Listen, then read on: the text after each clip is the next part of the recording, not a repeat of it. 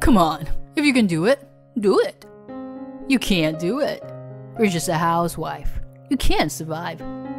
My husband is going to file for divorce in front of me again today. He always looks down on me and does this whenever he doesn't like something. I've put up with it for years, but I can't take it anymore. Let's say goodbye to this unreasonable life. I've made up my mind. You'd better be ready. I'm Claudine, 30 years old. I've been married for 8 years. I graduated from a fashion school and worked as a sewing staff at an apparel company before I got married. I met my husband Nico, who works for a trading company at a company social event. He graduated from a prestigious university and was employed by a trading company. At the party, he dressed smartly in a suit and was always considerate to women. And I thought he was very popular and nice. So I was surprised when he liked me and approached me. He asked me to go out with him on a promise of marriage, and I became more and more crazy about him. He was kind, and our relationship progressed smoothly, and we got married. When we got married, he asked me to quit my job to support him. However, I had a bad relationship with my boss at the time, and I ended up becoming a full-time housewife. I thought I could start working again when my married life settled down. 7 years have passed since then. Mom! Welcome home. You're home early. I'm hungry. Make me dinner first. Yeah. I'm getting ready now. So just wait a little bit longer. What? What isn't it ready by the time I get home? I told you I was going to my parents. That's why I'm later than usual. And I didn't expect you home so early, so... What? That's a lie about being home. What? You lied about going home to meet a guy. You slut. What are you talking about? That can't be true. You can check with my parents. Fine. I can always get this out. He brought out his usual papers. Again? Here it is. Why do you always bring out the divorce papers so easily? I tore them up the other day. I got them again. You can't leave me. You can't do anything on your own. But it's gonna be okay. I won't give you this if you do what I say. Go on. Get my dinner ready. Yes. I returned to the kitchen. Like this, my husband threatens me with divorce whenever he doesn't like something. He gets grumpy just because I forgot to tell him that I was a day late in taking out his suit for dry cleaning, or if I went to the bank late. I used to have lunch or tea with my friends, but he was also very sarcastic about that. Going out to lunch with my money? How nice for a stay-at-home wife. I bet there was not a speck of dust in the house. You don't think I know that your friend is a guy, do you? I lived at home until I got married and saved my money. And I used my own money to go out with friends and to buy personal things. But when I got married, it was our property as a couple. And I was sure that we were living on my husband's earnings, so I kept quiet and didn't argue with him. Since I was told to let him know when I was planning to go out, I have been seeing my friends much less often. Even so, I still met my best friend Alyssa from time to time, and she listened to me. That's typical possessiveness. I knew, I was already aware of it. At first I thought it was only when he was in a bad mood. Nothing has been wrong with my marriage 2 or 3 years, and we all have our irritate moments. But he has been verbally abusive, getting worse year by year, and he makes fun of my educational background at every opportunity. What can you do with a technical college degree? You were lucky to be married to me. Was an element. You've been in trouble if I left you. You can't leave me because you were just a housewife, can you? He is fundamentally disrespecting me. My husband wanted me to be a housewife, but when we were not blessed with children after 3 years of marriage, I told him I wanted to work, but he refused to let me. If you start working, you would neglect the housework, wouldn't you? I'll take care of the house, so it doesn't matter if it's a part-time job or a work-from-home job. I'll find a job. I won't allow you to do that. What are you going to spend it on? My money is not enough for you. No, but Okay then. There's nothing you can do for my company. So just do me a favor. You are married and ill, so it's your job to support me. He would say the divorce would be easy if we had a fight. But at first he was joking. But in the last few years, he's been threatening me with this, and his attitude towards me has only gotten worse every year. But he's still very kind when he is in a good mood. And after being with him for so long, divorce is not an option for me, and I have come this far. What is even more annoying is that he is very good looking on the outside. When we meet neighbors when we are walking together, or when we bump into someone we know when we're shopping together, he's very affectionate. He also acts like he cares about me. When he meets with my parents, he's also very friendly. Well, Claudine is always there for me. He would say stuff like that. One day, I was in the living room and sewing, and my husband came home earlier than usual. What are you doing?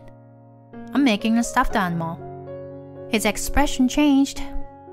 What? A stuffed animal? What are you playing? I'm not playing. I'm making it for someone. For who?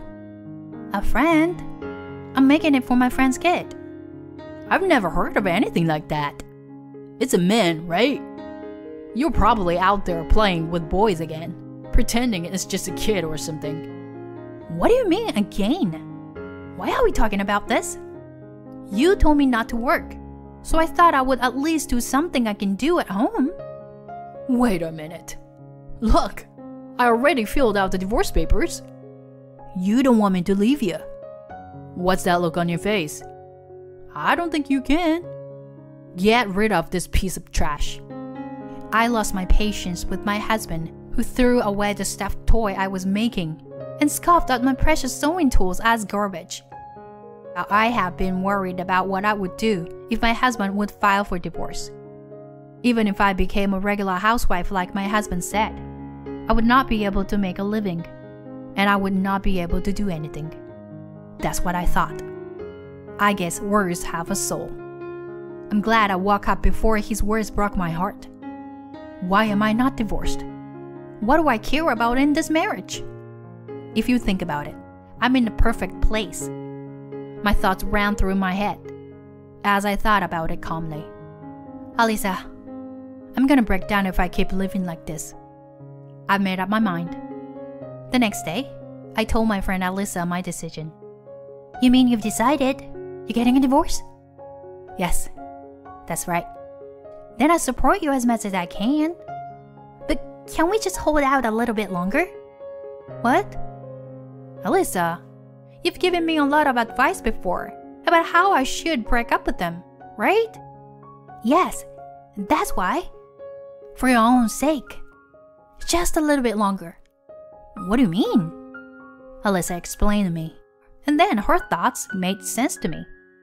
He'd better brace himself. A few weeks later, I was sewing on the couch again, and my husband came home. Welcome home. Good job today. Oh, dinner's ready. You want some now? I need to take a bath first. Okay, your bath is ready. And I'll get you a towel.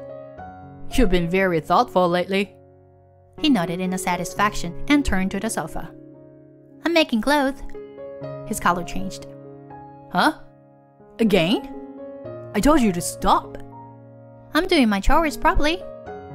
So you're gonna ask me to do something for you? I'm not gonna let you go to work. No, there's nothing more I want from you. My husband took it differently and snickered. That's right. You're lucky to be married to me. Keep up with the good work. Get the bath ready soon. Yes. Prepare dinner while in the tub.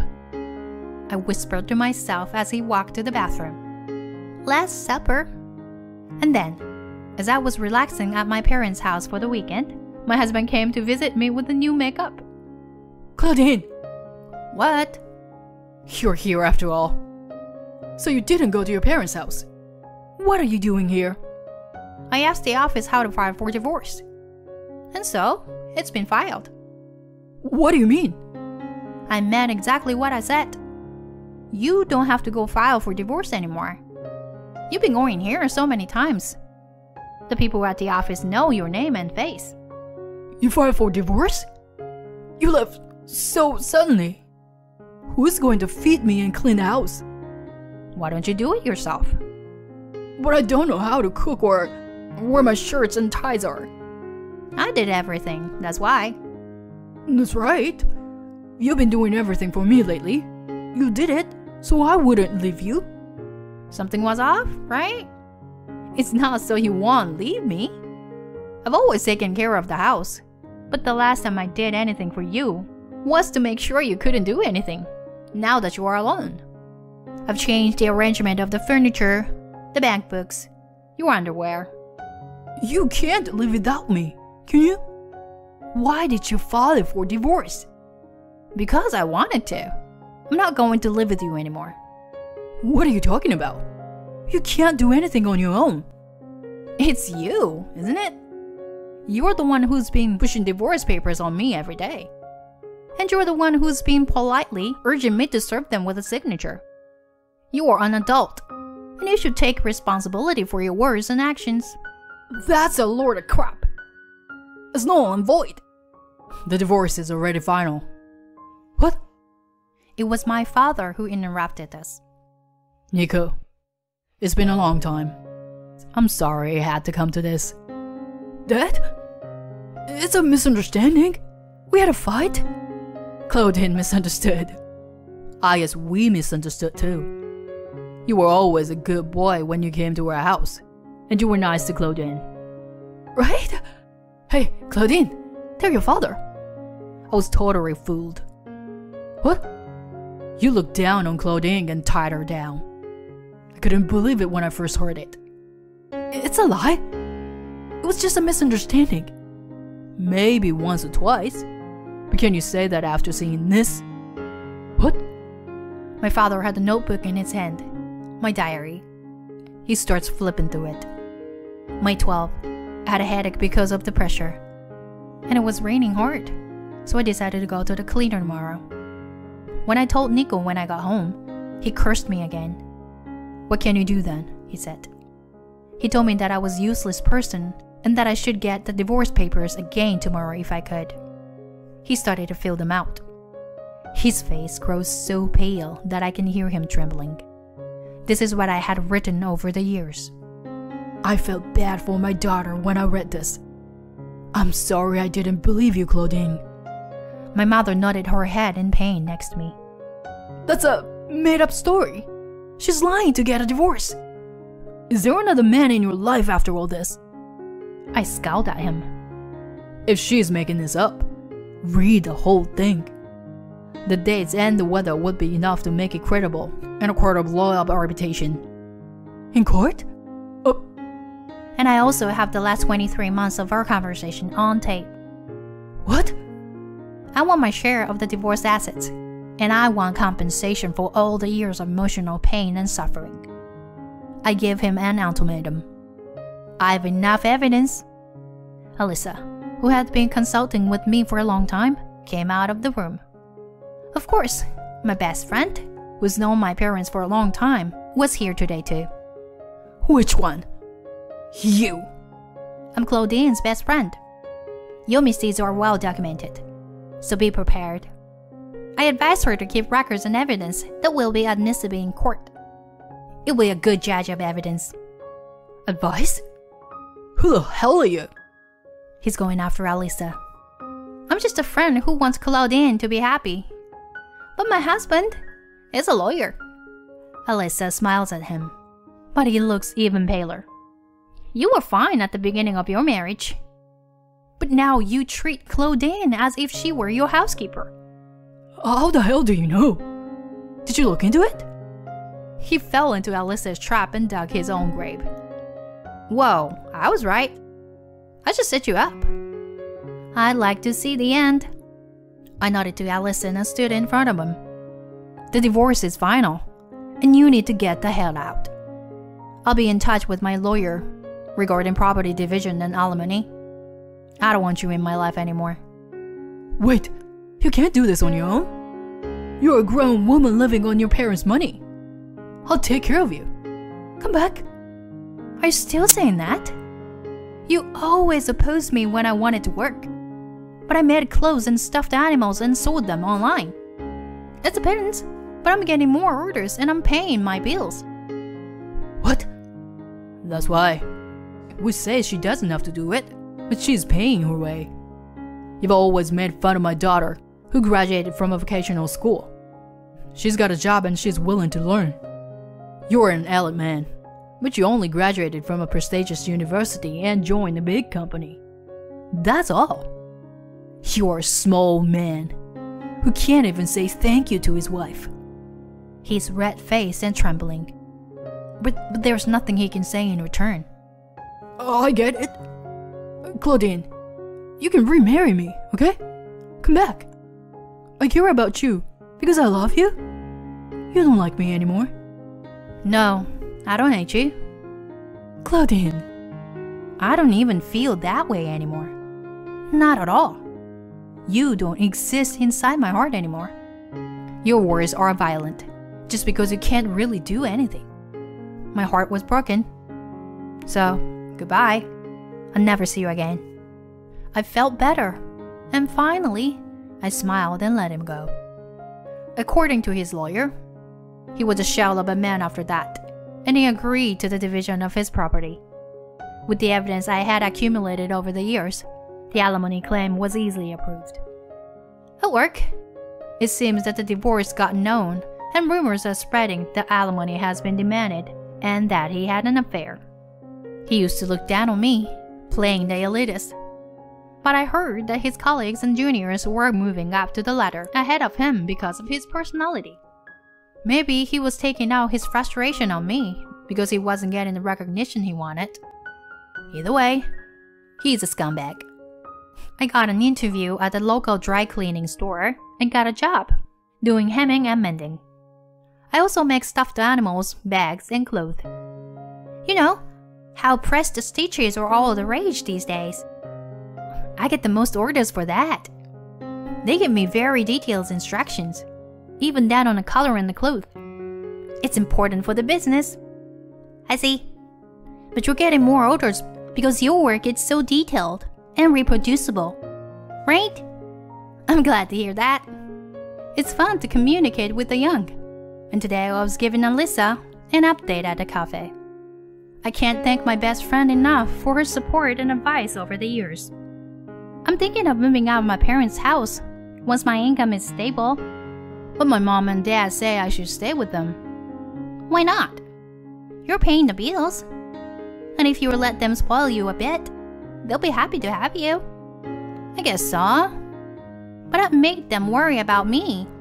So I want to spend more time with them now. I'm making my dad something. That's nice. I'll make you anything you want to, as a thank you. I really enjoyed this time. I'm happy to be able to live a normal life with a happy heart. I'm not elite. I'm not special. And I'm going to do what I can and try to get better, little by little. If I can make the people around me smile, my life will be happier. This is just the beginning.